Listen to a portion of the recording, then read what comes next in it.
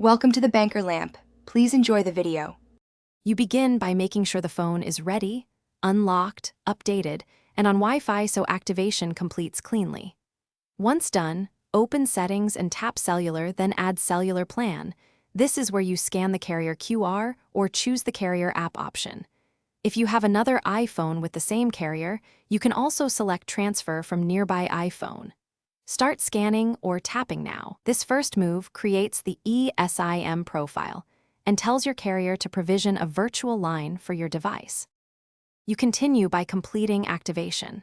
Scan the QR code or manually enter the SMDP+/activation code your carrier gave. Once the profile downloads, accept carrier terms and wait for activation. This can take a few minutes. Next, label the new line and set its role. Make it your data line or secondary line depending on usage.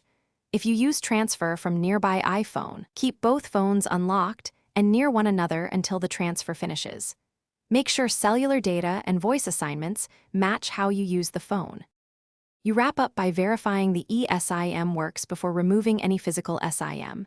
Place a test call, send an SMS, and load a web page to confirm data. If prompted, install carrier settings updates and restart the phone.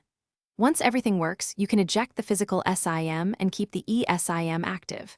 If activation fails, try toggling airplane mode, restarting, or deleting and re-adding the eSIM profile. If that still fails, contact your carrier to confirm the eSIM was provisioned on their side. This is the single most.